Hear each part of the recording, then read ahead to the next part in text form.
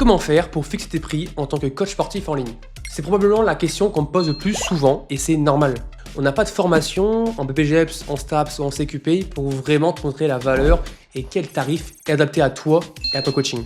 Sur Éclos, on collabore avec des milliers de coachs sportifs en ligne, en présentiel, en hybride et on sait reconnaître les coachs qui réussissent avec des abonnements qui vont jusqu'à 300, 500, 600 euros par mois et des coachs qui n'arrivent pas à vendre leur abonnement à 39 euros par mois. Et c'est pour ça, dans cette vidéo, je vais te montrer selon ton expérience, tes compétences, quel tarif tu pourrais mettre dans ton coaching en ligne. Comme je l'expliquais tout à l'heure, en BPGEPS, en STAPS, en CQP, personne ne t'apprend vraiment à structurer une offre pour tes coachings, que ce soit en ligne, en hybride ou même en présentiel. Donc souvent, ce que tu vas faire, c'est quoi? C'est que tu vas soit demander à ChatGPT, soit tu vas aller voir sur Instagram un autre coach qui, avec ses tarifs, son expérience, et essayer de le copier.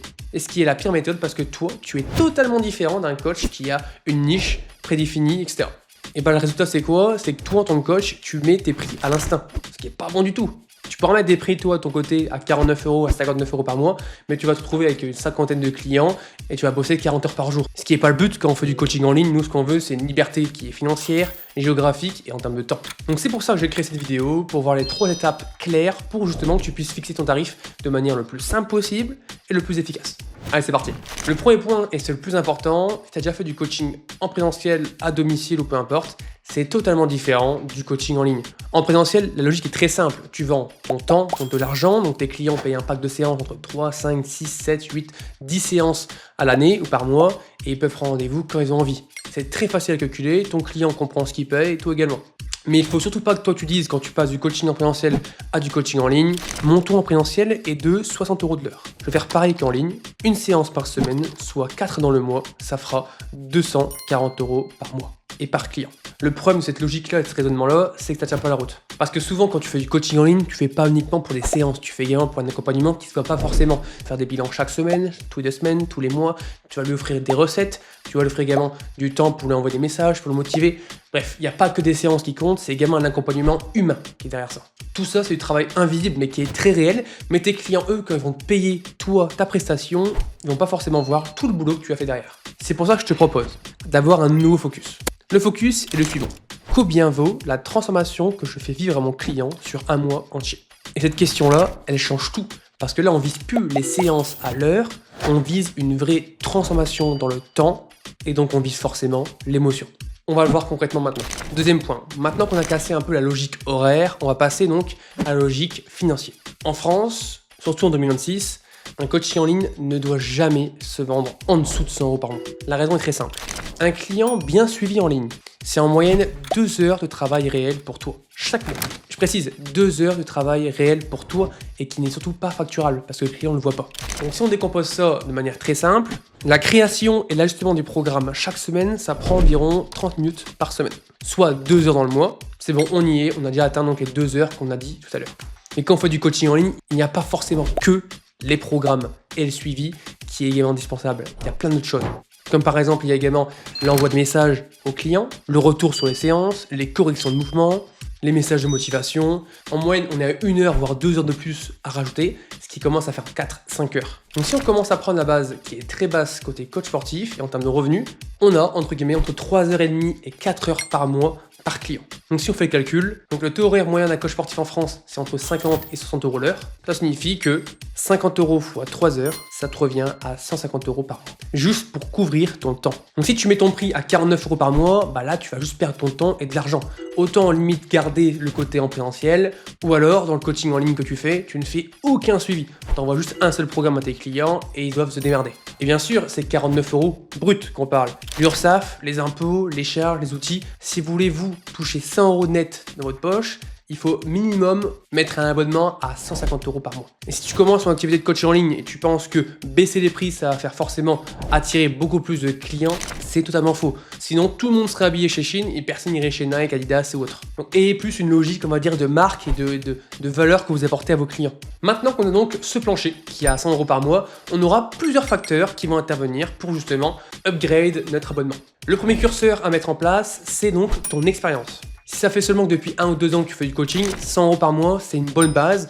Maintenant, si tu commences à être plus âgé en termes d'expérience, là tu peux commencer à monter. Par exemple, si entre 2 et 4 ans d'expérience dans le coaching, que ce soit en présentiel, domicile, peu importe, c'est vraiment de l'expérience avec tes clients, tu peux augmenter de 30%. Donc concrètement, on ferait donc 100 € le prix de base qu'on a vu tout à l'heure, fois 1,3, ça revient à 130 € par mois. Au-delà de 5 ans d'expérience dans le coaching en ligne ou en présentiel, peu importe, on peut augmenter jusqu'à 45, 50, 55% du tarif de base. Donc pareil, si on reprend le même calcul, on ferait donc 100 € le prix de base qu'on a vu ensemble, fois 1,5, ce qui revient pour vous à 150 € par mois. Et bien sûr, c'est uniquement le prix qui est bas. Alors, si demain vous avez 5, 10, 15 ans, 20 ans d'expérience dans le coaching, vous pouvez monter jusqu'à 300 € de l'abonnement, il n'y a aucun problème. Tant que vous êtes compétent, tant que vous apportez un vrai résultat, une vraie transformation physique, les clients ils n'auront aucune raison de ne pas vous prendre. Et avant tout bête, j'ai eu un coach sportif en call la fois précédente qui m'a dit « J'ai pas envie de mettre trop cher mes tarifs, j'ai pas envie que les clients partent. » La vraie question, elle est pas là. La question, elle est plutôt sur les 50 transformations physiques qu'il a faites. Est-ce qu'elles valaient uniquement 100 € par mois? Donc arrête de tout estimer en tant que coach sportif. Le facteur numéro 2, c'est la niche. Et là, je vais attaquer un sujet que j'en ai fait pas mal de posts sur Instagram, je fais également des mails, il y aura également une vidéo qui va sortir dans les prochaines semaines. C'est comment trouver la bonne niche en tant que coach sportif. La niche, c'est un sujet qui commence à devenir vraiment fondamental pour les coachs sportifs et forcément, c'est super intéressant d'en avoir une. Parce que la niche que tu vas proposer va forcément impacter tes tarifs. Si je prends l'exemple suivant, imaginons que tu cibles des étudiants, des gens avec des revenus entre 1400 € et on va dire 2300 € par mois. Ton prix plafond sera autour de 100 à 120 € par mois et tu peux même rajouter 20% au prix de base, mais pas plus. Parce que tout simplement, leur pouvoir d'achat ne permet pas du tout d'acheter un coaching vraiment premium. Par contre, si tu vises une clientèle moyenne, on va dire salariée, qui gagne entre 2005 et 4000 €, tu peux augmenter à 30-35% de ton revenu, soit 130 à 150 € par mois. Ensuite, on a également une petite niche qui est la plus premium, on va dire. Par exemple, si c'est des revenus au-delà de 4000 € mensuellement, sur des entrepreneurs, des cadres, des professions libérales, là, tu peux vraiment monter au-dessus de 200 € par mois, tu peux y aller, il n'y a aucun problème. Et si vraiment tu es sur une niche vraiment très haut de gamme, très luxueuse, là, tu peux te permettre de faire des belles folies. Par exemple, si la type de clientèle, c'est des business exécutifs, chef d'entreprise, sportif amateur ou sportif pro, peu importe, des personnes qui gagnent plus de 10 000 € par mois, tu peux être entre 300, 400, 500 € par mois facilement.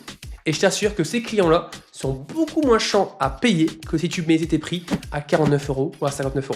Et surtout, évite de tomber dans le piège à vouloir prendre tout le monde. Non, cible-toi une niche qui est très précise, homme, femme, poids de corps, machine, pilates, peu importe. Tu prends une niche qui est précise pour toi, qui est également intéressante pour toi, que t'aimes, et tu verras, ça ira tout seul. Le facteur numéro 3, qui est également très important, c'est les diplômes et les services. Chaque diplôme, chaque service que tu vas apporter à tes clients, tu peux rajouter entre 10 et 15% en plus. Par exemple, si toi, de ton côté, tu as un BPGEPS et également une certification de nutrition, si tu rajoutes également un service à côté, comme par exemple la préparation mentale, également si tu parles, toi, du cycle menstruel de la femme, chaque brique, chaque élément en plus, chaque ressource que tu vas offrir à tes clients, tu peux également augmenter ta valeur, ton coaching. Par exemple, prenons le cas de Clément. Clément, il a 2 ans d'expérience, donc ça veut dire que son prix de base, il sera à 100 €. Et Clément, lui, il cible une niche premium. Donc on va rajouter 50% sur son tarif de base. Donc on va passer à 150 € par mois.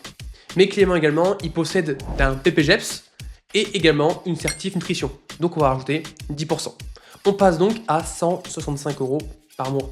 Mais Clément, lui également, ce qu'il aime bien faire, c'est faire de la préparation mentale pour ses élèves et également parler du cycle menstruel de la femme. Et donc là, on peut nous également rajouter plus 20% en plus. On passe donc à 198 €, donc 200 € par mois. 200 € par mois, tu vois qu'on est quand même bien loin des coachs qui mettent à 49, 59, 69 €. Alors que pourtant, on n'a pas fait grand chose, on n'a pas mis un prix au pif, on a juste pris ton expérience, ta niche, tes services. Mais il faut savoir également qu'une chose, c'est qu'avoir une application, c'est également game changer pour ton tarif. Tu peux augmenter 10, 15% ton abonnement. Donc par exemple, si tu viens découvrir Éclos après la vidéo où on offre 14 jours pour créer tes programmes sportifs, le suivi des habitudes, le suivi des bilans, la nutrition, peu importe, et tu peux encore plus offrir une expérience premium à tes clients. Le 4e point, c'est souvent ce que les coachs oublient au moment de créer leurs tarifs. Ce que tu factures toi en tant que coach sportif, c'est pas seulement ton expertise, mais c'est également l'expérience que tu fais vivre à tes clients. Et l'expérience, elle peut se voir dans chaque détail du début jusqu'à la fin du coaching.